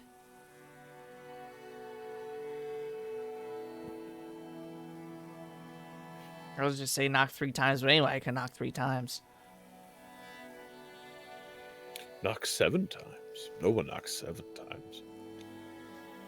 I do feel as though 7 is rather abnormal for an amount to knock, but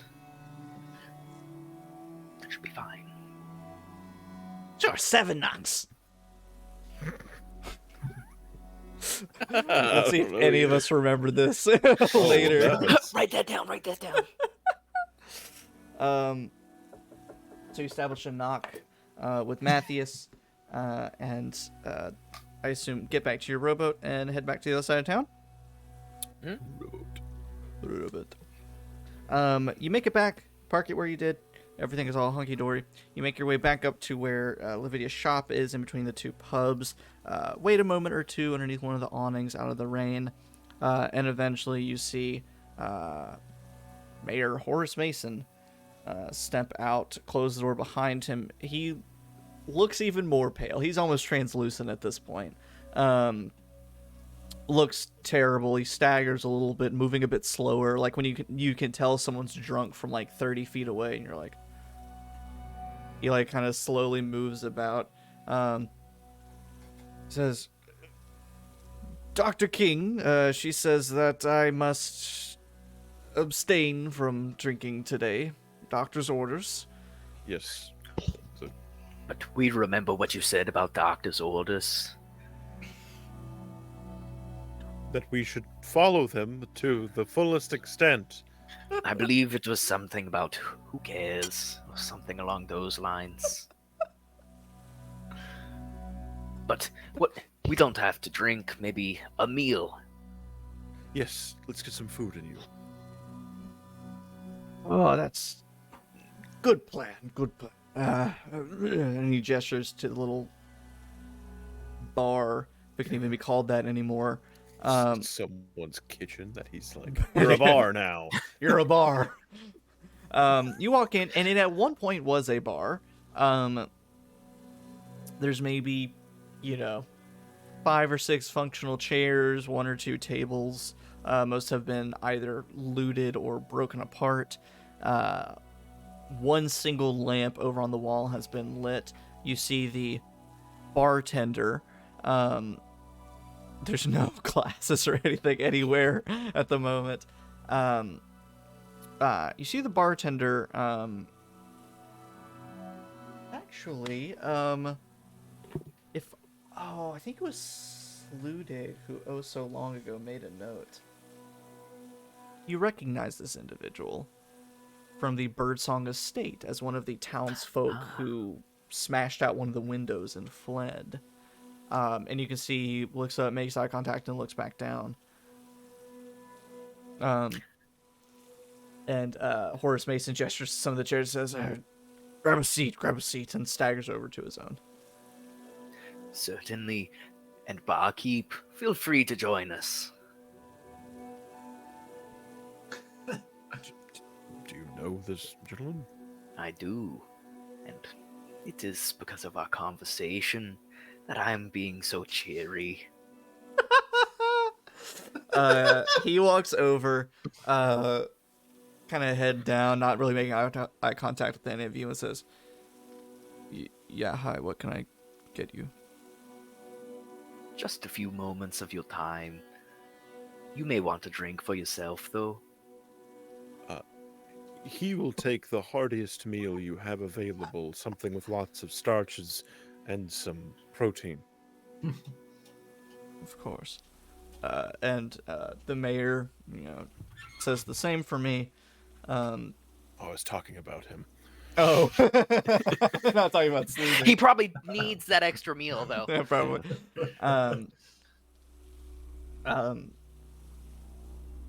And he says, he also says, and a bit of wine from the Isles. And if the three of you can make an insight check for me. Ooh, finally. 22. Woo! 4. I got a 23. Aminah and Sludig. Sludig, probably with your eye on the barkeep, you see him look up and glance at the mayor. Aminah, you see the mayor glance up at the barkeep, and they sort of share a look when he says some wine from the aisles. Rick says one word at the barkeep. Sit. Make an intimidation check, Sludig. Can I help him? Oh, that went right off. What do you do? If it fails, I'm gonna try something. Okay. Swoop in. I got a 15. Unless you'll allow me to be menacing with my size instead of my charisma. You sure could. Okay, well then I got Sit, flex his pecs. a 21. That's such a big difference. I have a -1 to charisma. Okay. He looks up at you, and he starts to look to find a chair, but then as he steps toward it, the mayor says, "Food and drink first, then sit." And you see he's watching the barkeep as he says it. You may not know this. Maybe you do. That right there is a cultist bringing terrible things in your town. You seem to have some sort of connection, so maybe it's friendship in days gone by. However, it is just the 5 of us in here. The town is in dire straits. We're going to have a discussion. I'm sure there's been a misunderstanding. Just here to have a nice lunch with our visitors. As I said, this meal can wait. I prefer you in the state you're in anyway. Oh, I got inspired. Also, something happens apparently. Oh. Oh no. Oh no. Oh no, oh no, oh no. Oh no, no. Shit, what did you say, Drew? Oh, I prefer you in the way that you are right now. No one is here to hear you other than us.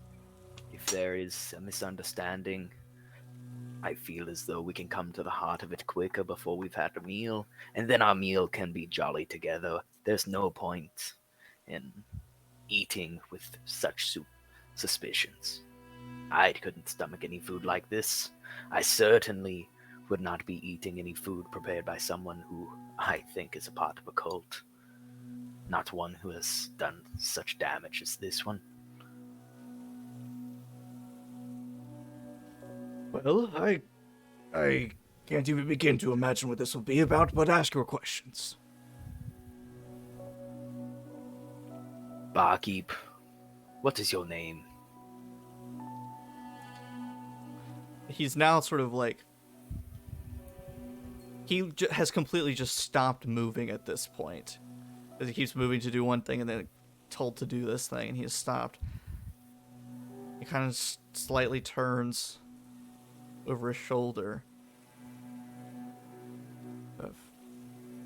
Finn. Well, Finn, Fish pun. Gil. I saw it in your eyes when we walked in. Dorsal. You remember me. Don't try to lie. We will know. The Birdsong Estate. You've been there before, haven't you? I have friends of mine and I were staying there for a time. Staying there, and in that building, all sorts of strange. I don't know if they're experiments or whatnot, but There we encountered a woman named Aveline, who has lived not one but 2 lives. There she was doing strange things with these slugs, creatures of the Gloam. How can you sit here in one of the last bastions of life outside of the Gloam while bringing it into here? Do you not know the damage your people are causing?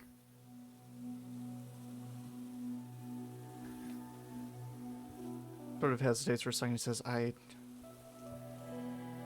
don't recall what you speak of. And then the mayor chimes in and he says, like I said, there must be some sort of misunderstanding. He's just a man who's been down on his luck. I want to take a moment, and while this is going on, Aminah's not saying anything, and she's not going to like actively do anything, but as this conversation is going on, she's going to, as steadily as she can, cast Mage Hand on her crossbow and sneak it under the table and just start getting it slowly loaded, just like hovering away from people, like getting it like ready just in case. But Make a stealth check for me. Gladly. That is going to be a whopping 20. Dirty 20. Okay. So, Mayor, you claim there's some sort of misunderstanding. You remember Aminah and my companion, Kamin, do you not? Yes, a bit of a charming man. So you're telling me the person who killed him knew Finn over here, and it was just a coincidence? I do not trust those odds. Oh, I forgot to update. Okay. Whoops. It says, like I've said, it must be a misunderstanding. Yeah, wrong campaign, my bad. Must be a misunderstanding. I mean, it's your word against mine. My word against yours, that is correct. But still, in all this time, all you can say is, there must be some misunderstanding. Prove it. Spend more time in this town. I'm the mayor. I roam these streets every day. I shake hands with the people. You're the mayor and you rot as much as this city does. Everyone gets sick. And you tell us to spend more time here while you do nothing to get rid of this problem. Even if you're not connected to this cult, you're just as much of a problem for this town as people who are. You turn a blind eye.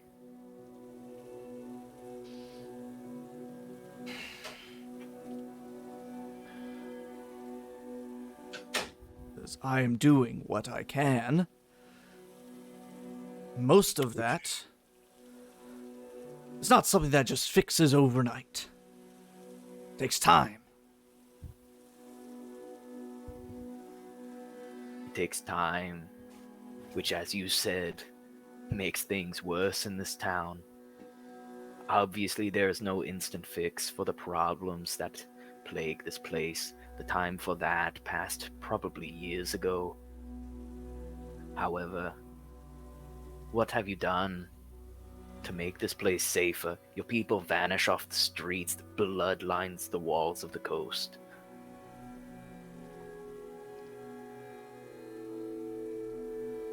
I haven't seen such a thing. But you say you walk the streets of this Yeah, I town do. daily? Then you must be blind or stupid. He puts his hand on and says, well, I think I've had enough of this. You will stay, or no one will see you. He starts to stand up. And Aminah, at that point, exact moment, she's going to be like, I wouldn't do that if I were you, or you're not going anywhere for a while, and gently pokes the tip of the bolt that's loaded in her crossbow against his ankle.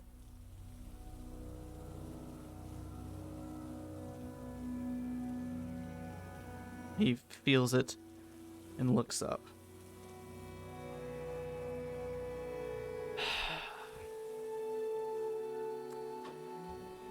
He turns over and looks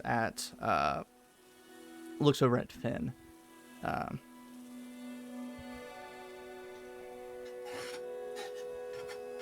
And says,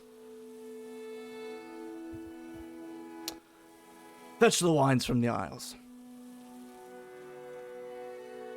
You seem to forget where you are, sick man. Maybe it's what rots inside of you. I told him to sit, and sit he will.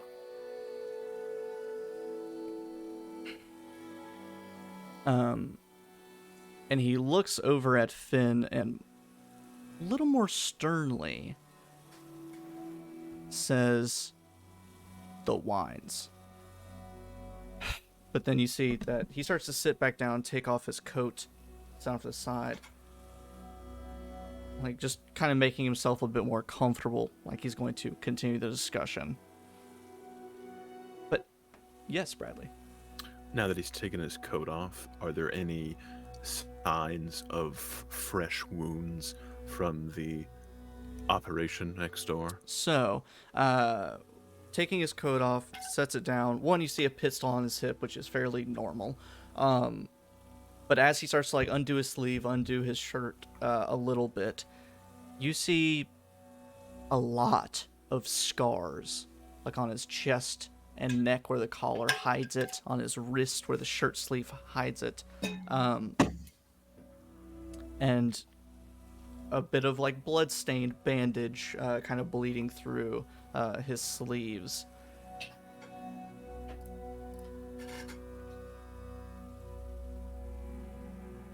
He stops for a second. Says,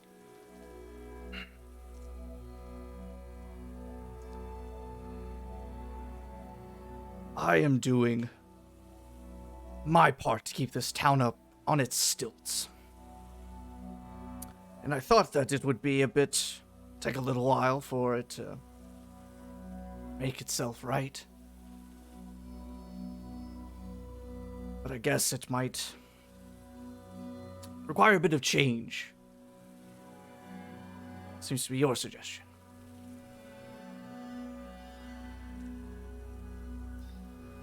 It requires wish. any kind of influence of change. I've dealt with politician figures like yourself for decades at this point. You talk a wonderful game. Kind of. Where's the proof? Your town degrades day by day. You claim you need time. You claim you walk the streets and you do all these good things. Name one thing you've actually done to help the people of this town. Not that your administration has done. Not that the town has done for itself. Not that my companions here have done for the town. Something that you, Horace, have done for this town.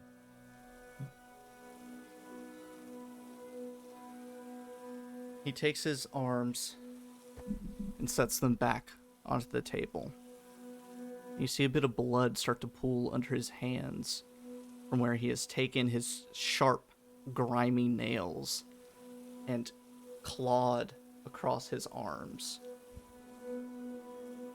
"I have given everything I have to this town, to the gods that are keeping us here.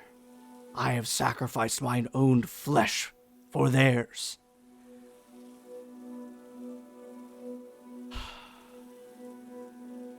And I'm ready." And you see his flesh begin to bubble and turn gray and black. The skin at the base where he clawed it apart peels up and across his hand until it turns into like mittens almost. And then it creaks back and curls in on itself. Starts to bubble. Red orbs begin to pop open on his skin. And you start to get this smell and sense that you have felt before from the same creature that erupted from the ground in the forest. as this fleshy monstrosity starts to take place, or take the place of Mayor Horace Mason. First, if I can get all three of you to make a sanity roll. Oh God, I haven't. Oh no, she What do different. we use to calculate that? I don't remember. It was Constitution or was it No, Wisdom? one It's second. the mental stats, right? It's one of the. Yes, one of the wisdom or charisma. Oh shit. Okay. I got a 3. And So you were what are the? It's Um, +1 is a D4, +2 is a D6, +3 is 9 and below is a D4, 10 to 12, D6, 13 to 15, D8, 16 to 18, Oh, sweet. D10, 19 over D12. I got a D8.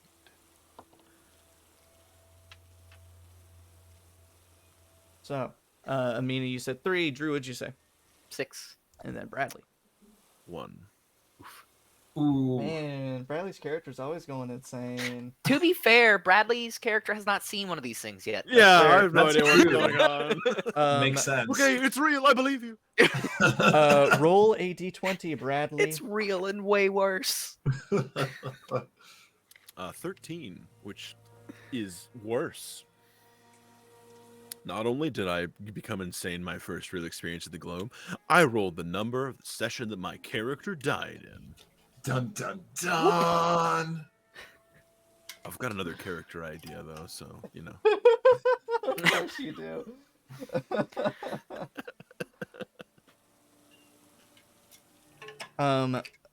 I'll give Drew the honor. Drew, if you will roll, I believe, a D6 for me. Don't kill Oh, me, Drew. D8, excuse me, a Oh, D8. ooh, okay. Don't let's kill me, Drew. 4. A 4. Ah, you fucking killed me. Probably. So you see this fleshy, slimy creature begin to take the place of Horace Mason, which it's not that much different. He was already kind of a fleshy, slimy creature. Gross. But as you all realize that he is turning into something horrible, you move your feet, and your feet are no longer on wood. You plant your feet down, and it squishes beneath you. And you feel the floor begin to shake as the wood starts to twist and warp and move and become a floor of flesh, walls of flesh, and a ceiling of flesh all around you, pulsating and radiating warmth. And then Is this you motherfucker named Sathog? I'm sorry. you remember the words "the flesh spawn" said oh so long ago. We were supposed to take a nap today. And did it! that's where we will stop until next time. Oh, You have Oh my angered God. you have angered the thing. Oh boy. Capital T. Whoops. I did not expect that. I'm gonna be real. I will level. I'm a level. Hey guys, we skipped like a little bit of that, and we're going straight to the boss fight. YOLO. Hilarious. Well, Well, at least rage left. Matthias got his food. So he will be fine. Yes, and thank you, Jacob, for that. Something happens of the ground shakes. Because now it's all flesh. It shook. It shook. I'm shook. Yeah, man, I was really my plan was like, yep, they're gonna get a little bit of info from Lavinia King. They're gonna get some hints about the mayor. And Then Drew was like, buttons! Push 'em! what is it from Dexter's Laboratory? What does this button do? Dee Dee, don't push that button. Campaign Dee. climax. It's not the end though, because this is just a minor entity by comparison. Because Cool. your boy. thing is still Katu. Yeah. Oh boy. Who is this flesh spawn, and what does it have to do with all of this? It's Sagoth. Say yes. Oh, That's Sathog, not Sathog. Well, I don't remember because there's two. This one is Sathog.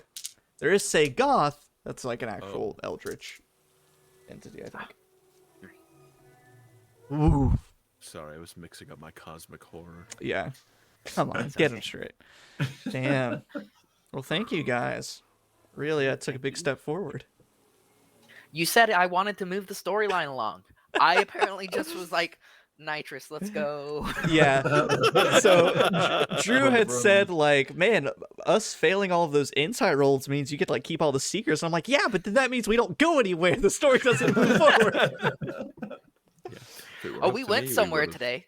We would have gone back home, you know, cozy around the fire in the lighthouse. Yelled at the ocean a little If bit. things go well, we'll still do that, just needing it way more. That's fair. But I can't bring any of you people back from the dead. well, yeah, and I was gonna say good news, Bradley, is like your character's like fully rested for the most part. Oh yeah. So I'm you'll ready live. to go. Oh man. I'm gonna do my best to make sure they live. It's the point of the character. Oh man. And what a good character build. Just like the most effective non-magic healer you can I possibly did my make. best to. Yeah. Oh, And now we'll jeez. get to see it in action. Yeah. We'll get to see why people don't do this and clerics exist. But I mean, but in a world like this, it'd be pretty handy. God is fucking Yeah. dead. Praise be to Katu, though. She's still around. Yeah, I praise said be to Katu. gods. Okay. Katu, God, capital G. Before we invoke an entire, I was about to say fan base. That's not what Katu's not what fan Christianity is. I mean, I guess it. I would You know, say they are fans of that Jesus. sounds like an interesting way to call that. Let's What see are- how Fandom? that goes. What's the weather like in Driftchapel today? Yeah, that's Fandom. so. That's all for this session. Check back. I should probably turn off the really scary, ooky, spooky music. It's not that intense because we're having a good time. We're here. We're having fun. I will be posting in places about what our next stage of this campaign will be, if we're able to continue live stuff, or if we're gonna have to switch to a more pre-recorded format. That you'll find that on like social media and on my Twitch panels, and then also in Discord if you happen to be a part of the Discord. But besides that, thank you for everyone who popped in and out. Thank you for Jacob for the Something Happens, and thank you to Justin for hanging out for a little bit. I think I saw your name in there. Always hanging out for a little bit. And then whoever else may have popped in that I may have missed because I wasn't staring at the thing. And it's also, man, nowadays, all these bots that have names that look like actual screen names and not just bot names. I'm always nervous to shout people out because I'm like, oh, it's just a bot. But thank you to everyone. Thank you to my lovely players for just another great. It's always just such a great session. So Thank much you fun. for running. I'm glad you still like it after all this time. Yeah. Oh, absolutely. This is fantastic.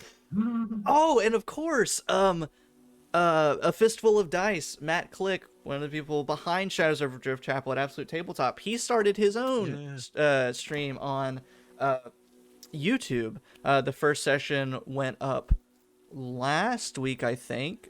I wanted to watch it live so badly, but he's on the West Coast, so it didn't start until like 10:30, and I'm like, that's my bedtime. I'm sorry, man. I gotta go to bed. But it was very good. It was very awesome, and I love it because it starts in Driftchapel, and so you kind of get to see a different, like his version of Driftchapel and the way he plays certain NPCs, and they're telling such a different story, and it's just awesome. I love it.